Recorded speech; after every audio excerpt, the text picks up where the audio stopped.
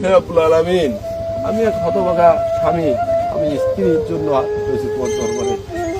আল্লাহ, আমি একজন হতভাগা পিতা, আমি তো আমার সন্তানকে কোলে পর্যন্ত নিতে পারিনি। আল্লাহ, আল্লাহ তুই আমার স্ত্রী সন্তানকে ক্ষমা করে দাও। আল্লাহ, আল্লাহ আমার তো নিষ্পাপ শিশু, আল্লাহ আমার এই নিষ্পাপ শিশু সন্তান, সে দুনিয়ার কিছু বোঝেনি।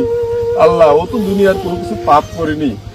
আর আল্লাহ, আমার স্ত্রী আমার জানা সম্পর্কে তুমি তো বলিস যে যদি কোনো স্বামী তার স্ত্রীকে ভালো বলে তার জন্য জান্নাতের রাস্তা তৈরি হয়ে যায়। আল্লাহ, আল্লাহ আমি ছোট্ট এই সময় এই 9টা বছর একসঙ্গে ছিলাম, এই 9টা বছর আমি আমার স্ত্রীকে দোষারোপ করতে পারবো না। আল্লাহ, আল্লাহ কখনো আমার স্ত্রী আমার অবাধ্য হয়নি। আমি যখন ফোন করে বলি আমার স্ত্রীকে যে তুমি বাড়ি যাও, বাড়ি থেকে বেরোনো লাগবে না, আমি বেরোয় যাবো, আমার স্ত্রী সব তার বাবা মা ভাই বোন সবাই সাইডে আমার বাড়ি দিয়ে উঠে বসে আছে।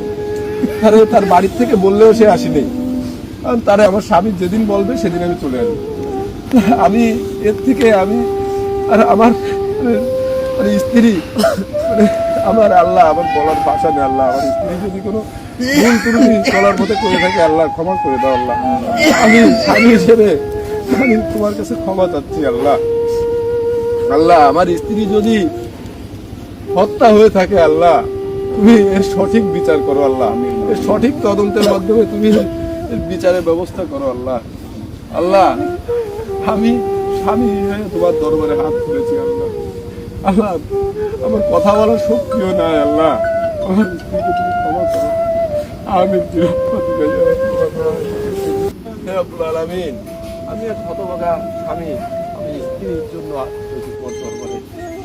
আল্লাহ, আমি একজন হতভাগা পিতা, আমি তো আমার সন্তানকে কোলে পর্যন্ত নিতে পারিনি। আল্লাহ, আল্লাহ তুই আমার স্ত্রী সন্তানকে ক্ষমা করে দাও। আল্লাহ, আল্লাহ আমার তো নিষ্পাপ শিশু, আল্লাহ আমার এই নিষ্পাপ শিশু সন্তান, সে দুনিয়ার কিছু বোঝেনি।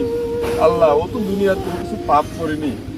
আর আল্লাহ, আমার স্ত্রী আমার জানা সম্পর্কে তুমি তো বলিস যে যদি কোনো স্বামী তার স্ত্রীকে ভালো বলে তার জন্য জান্নাতের রাস্তা তৈরি হয়ে যায়। আল্লাহ, আল্লাহ আমি ছোট্ট এই সময় এই 9টা বছর একসঙ্গে ছিলাম, এই 9টা বছর আমি আমার স্ত্রীকে দোষারোপ করতে পারবো না। আল্লাহ, আল্লাহ কখনো আমার স্ত্রী আমার অবাধ্য হয়নি। আমি যখন ফোন করে বলি আমার স্ত্রীকে যে তুমি বাড়ি যাও, বাড়ি থেকে বেরোনো লাগবে না, আমি বেরোয় যাবো,